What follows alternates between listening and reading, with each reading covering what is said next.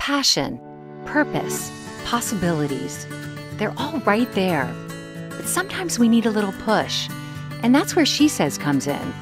Think of it as a master class taught by the world's most interesting women, sharing stories and ideas, because girlfriends help each other. This is SheSez with Linda Grasso. Hello and welcome to SheSez. Our guest today is Sheila Morovati.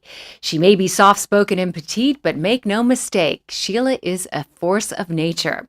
She's the rare kind of person who sees something wrong and wants to right it. The first wrong Sheila took on was the tremendous amount of crayon waste at restaurants. You know, we're all familiar when you take your kids to a kid-friendly restaurant, they use the little crayons for 10, 20 minutes, and then they throw them away. As founder of the nonprofit Crayon Collection, Sheila spearheads an effort to collect gently used crayons from restaurant chains across the country and donate them to underserved schools. And now Sheila is zeroing in on another kind of waste, plastic straws. She recently played an integral role in getting the city of Malibu to ban plastic straws. Sheila, welcome. Thank you for having me. You know, it's funny, I rarely in an introduction point out that someone is petite and soft-spoken, but in my mind, an activist is not you, is somebody louder and more sort of outwardly extroverted and forceful in their persona. And so it kind of struck me in meeting you and getting to know you, how gently spirited you are. Did you have to come outside of your comfort zone to found your nonprofit? Well, I guess the answer to that question is if you would have asked me maybe 15 years ago, if I would be sitting here telling you that I just spearheaded a movement in the city of Malibu or spearheaded this nonprofit to make change, I would have never believed it.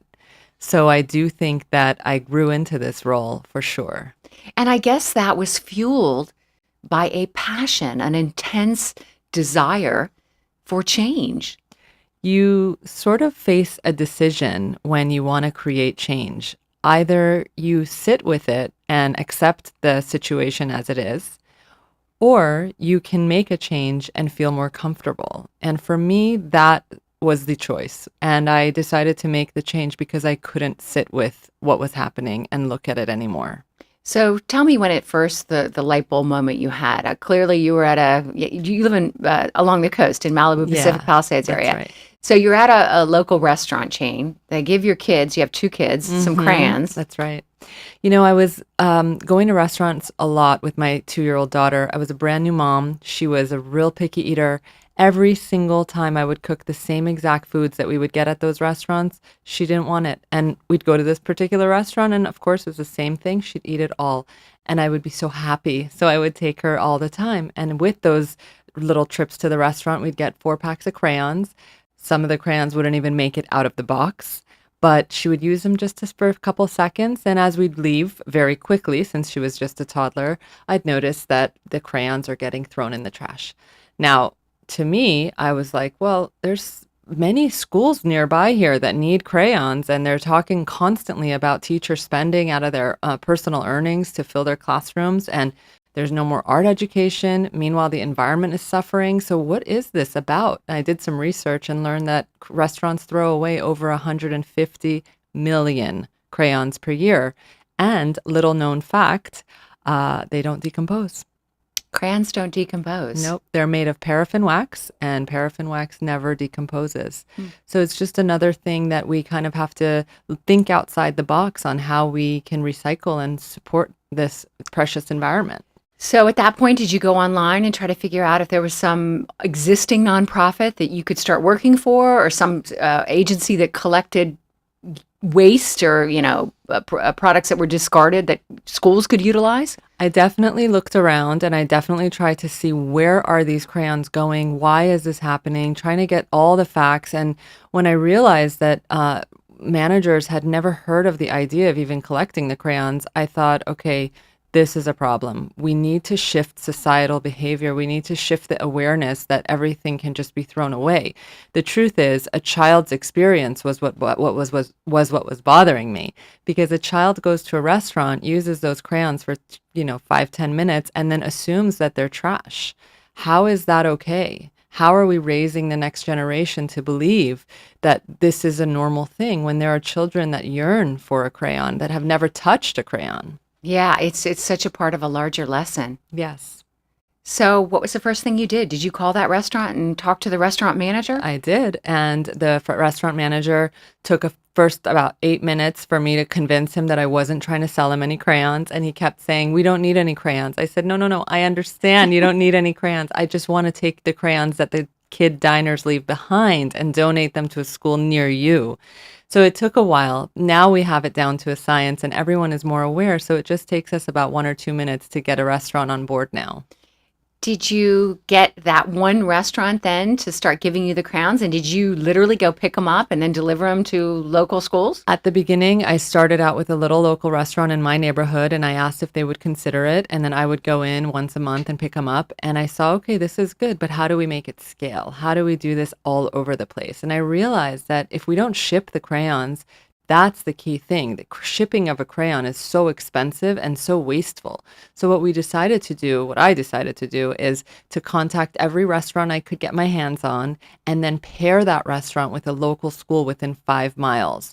That way, the school is directly being impacted by the restaurant's donation and can pick up the crayons once per month.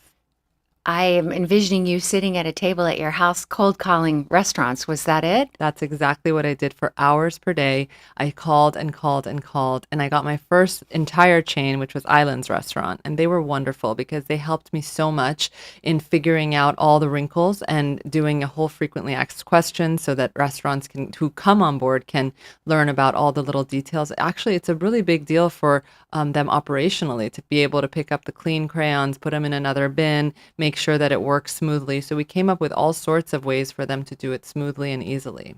A key move, it seems, was focusing on the chains as opposed to the individual restaurants. You figured that out pretty early. I did because sometimes you just need to work with one district manager and you can get 30 to 50 restaurants at one time. So that was hugely successful for us to be able to impact so many people with just one phone call, especially if the manager would believe in us. And most of the time they do because they believe that why are we doing this? Why are we throwing these crayons away? And so when we tell the story, they get it. And incidentally, since I started this program, we started a whole art education program too with those crayons. So we challenge local artists where we say, if you had one chance to inspire a child to create art, what would you do with just a crayon? And these artists are like museum level artists. They've been showing everywhere and they love the challenge and they love to make a chance of create an artist out there.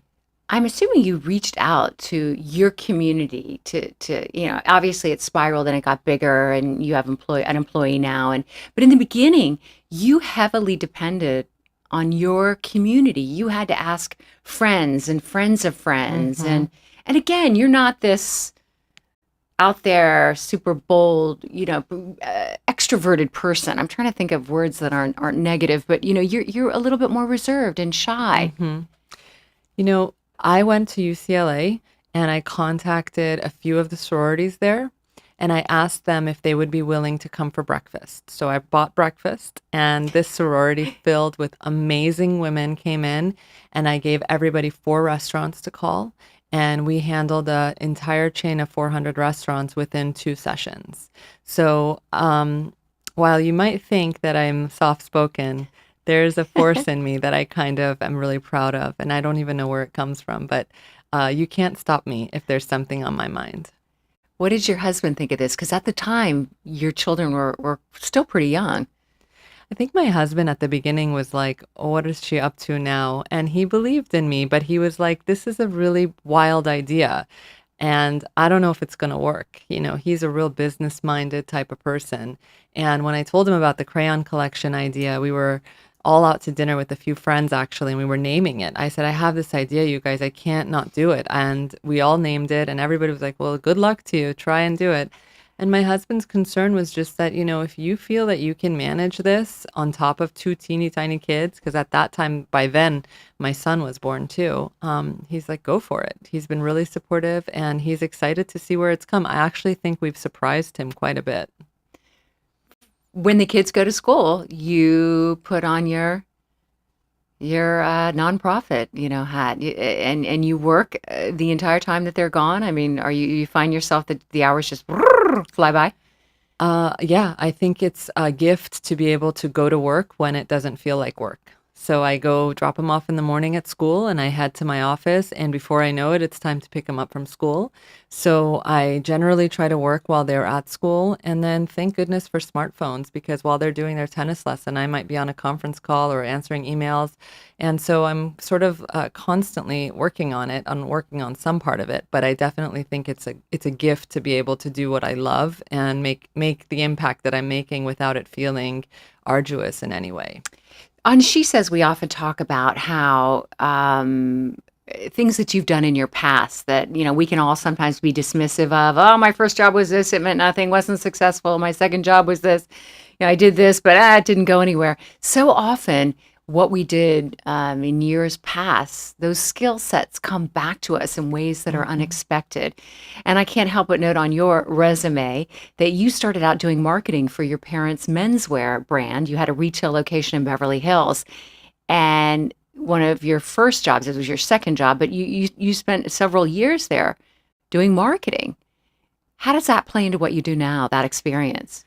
Well, I guess for me, studying sociology, everyone was like, what are you going to do with sociology? Why are you doing that? And I said, I don't know. I'm just fascinated by it. This was in college at UCLA. Yeah, UCLA. I was just fascinated by society as a whole and the behaviors of society as a whole. And how come we decide to do certain things? And how is it that we all seem to believe the similar things at the same time?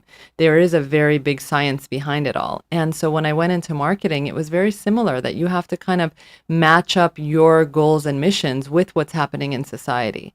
So when I started working with my parents, it was after a period of time that I had been working in online advertising and marketing.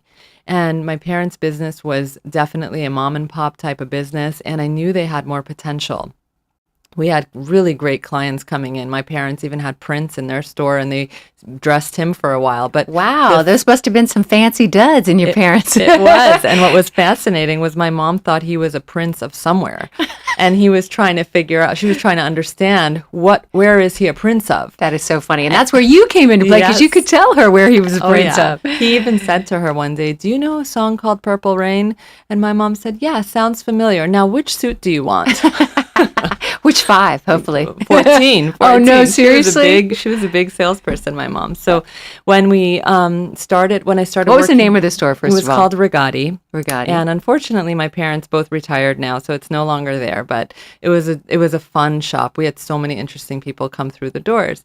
But my goal was to expand it. And so what I ended up learning from that was developing a studio services division and calling all these TV shows and production offices and convincing the wardrobe department, hey, I have something new and different for you that's not in every, department store that you shop at. This is really unique stuff. And getting them to kind of embrace my sales pitch was really where I think I ended up using a lot of my skill set for crayon collection now, and even the straw bands that I've been a part of. Just out of curiosity, what were some of the TV shows that your parents' brand you got on? Oh yeah, The Tonight Show with Jay Leno was a big one.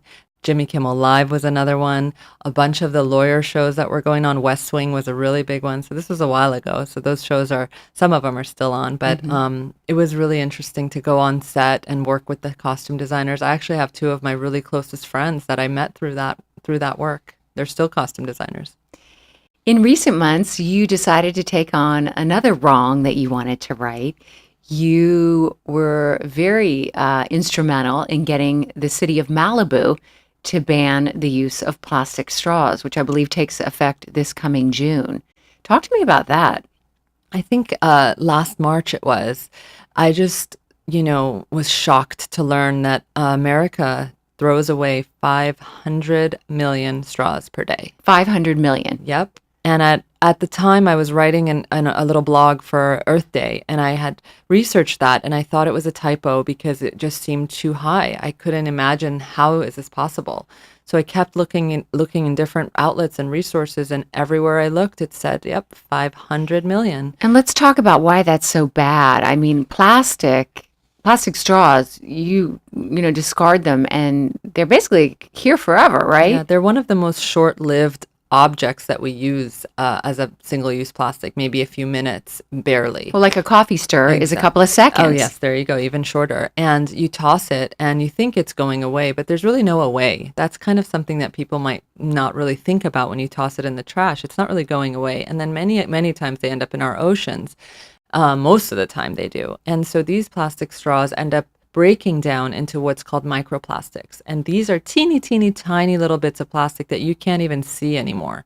However, they're in our water, they're eaten by marine life, we eat that fish, and it's ending up in our bodies. So it is a full cycle, and we are a really, really close part of this cycle. And I really, was shocked to learn all of that. And I said, okay, something has to be done. So I contacted the city of Malibu last March, actually. And just cold call? Did you know anybody who knew somebody? I had been working with the city a little bit through crayon collection, and they really embraced my ways of thinking outside the box for, being environmentally conscious and teaching our next generation about being environmentally conscious. So we had a little bit of a relationship, and I reached out to the person that was in the environmental sustainability programming department, and she and I spoke about the straws, and I said, what is it that we can do to at least get it down to straw by demand, so it's not automatic. She said, listen, it is really a great idea. We are on board on this, but it's so hard to do it without a ban. And putting a ban in place is a whole other, mammoth operation. So we just, talked a little bit, and she said that the way to get a ban is you have to go to city council, you have to present it, you have to do so many things. So that stayed with me. And I didn't want to stop there, but I knew that I had a million other things going on. So in August, when the executive producer of this documentary film, who is a great friend of mine, called me, she said, Sheila, will you screen this film with me?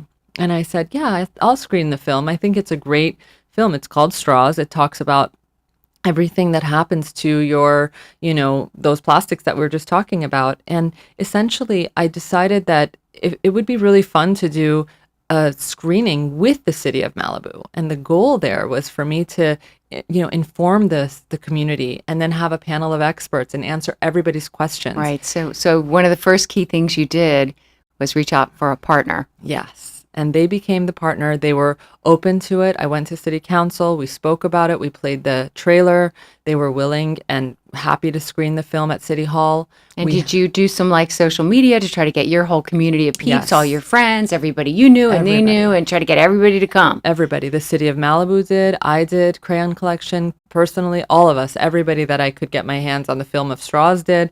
And it was full. We had a wait list that day. There were people there coming in, standing, waiting for no shows. It was amazing. One of the reasons why I ask all these little questions about how did you do this? What did you do? Did you call? Did you cold call? Did you know somebody? Is because I think a lot of women think that starting up something, and in some cases it's true, it takes a lot of money. But in other cases, it doesn't. It just takes the will and the motivation and the work. I just talked to a girlfriend of mine yesterday who is an incredibly talented photographer, and she loves taking photographs at sports events. And I told her, I said, why don't you submit your photos to some Sports Illustrated or some magazines? She's like, I didn't think of that. What a great idea. And I think a lot of times the barrier is just escaping out of the bubble and box that you're comfortable in and just putting it out there.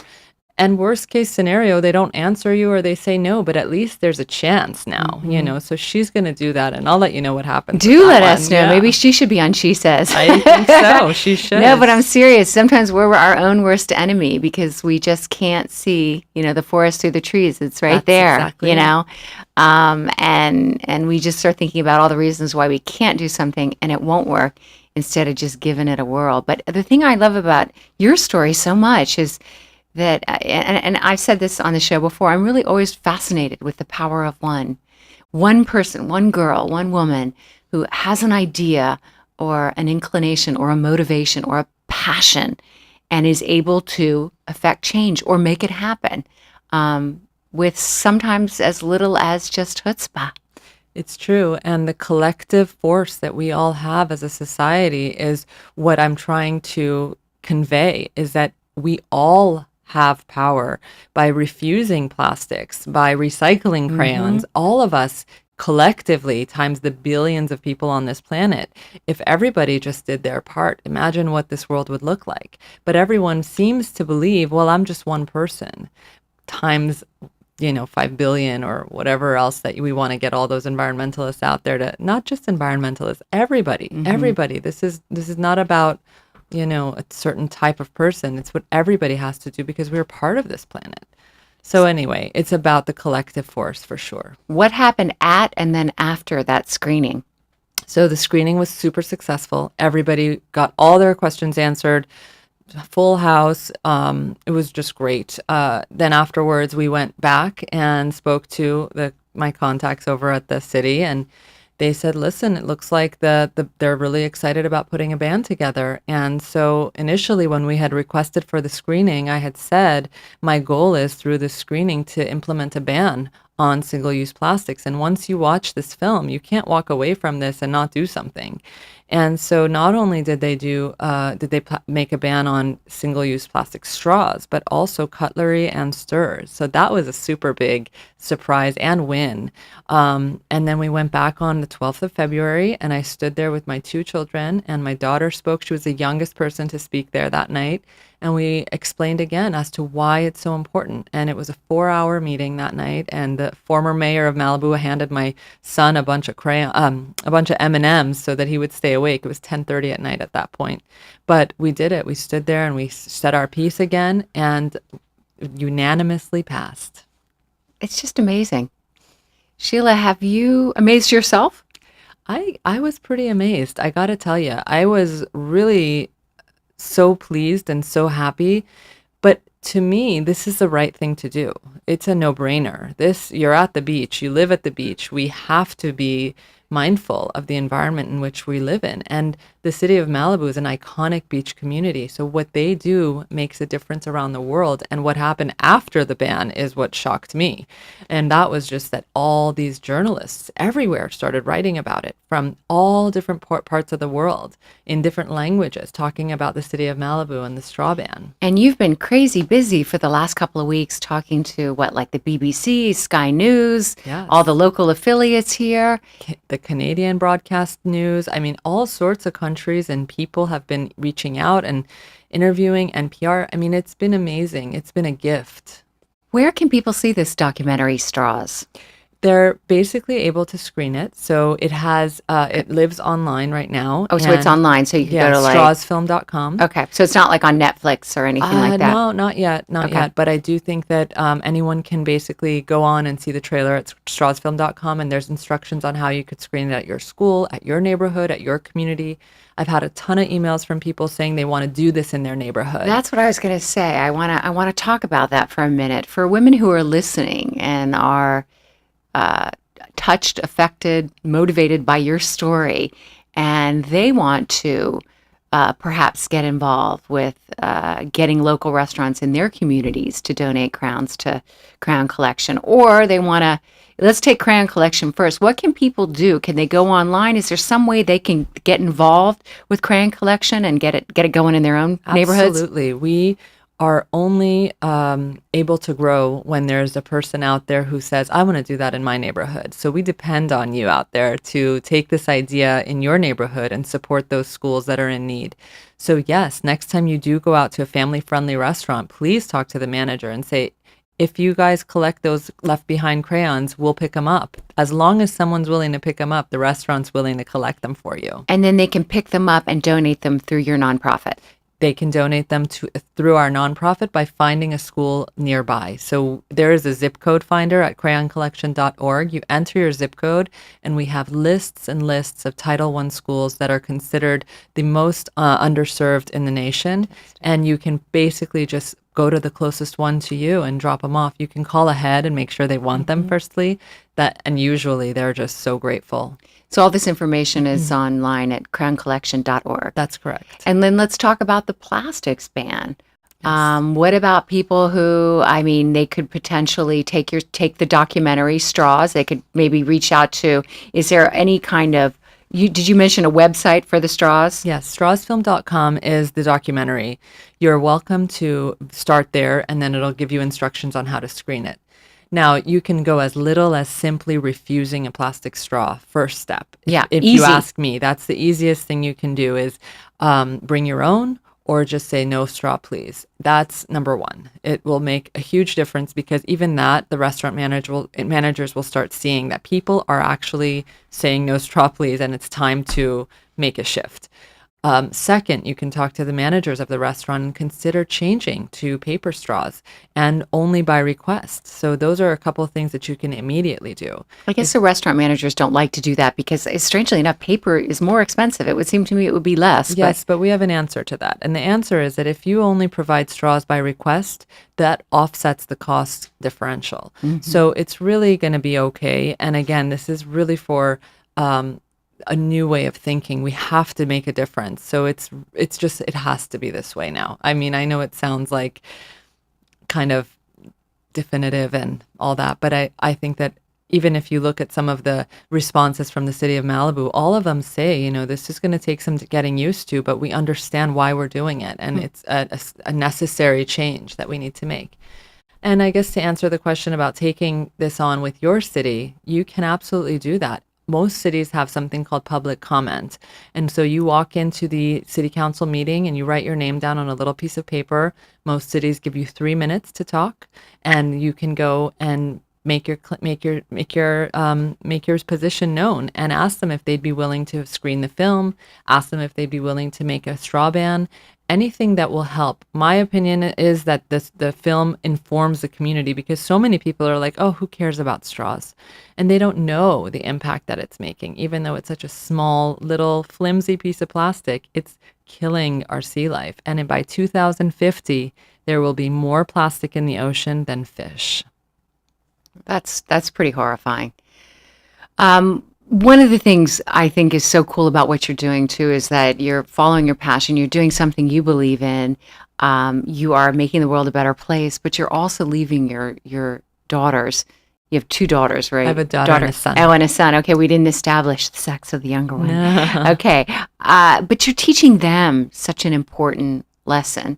You're teaching them about waste and about being socially responsible, environmentally responsible.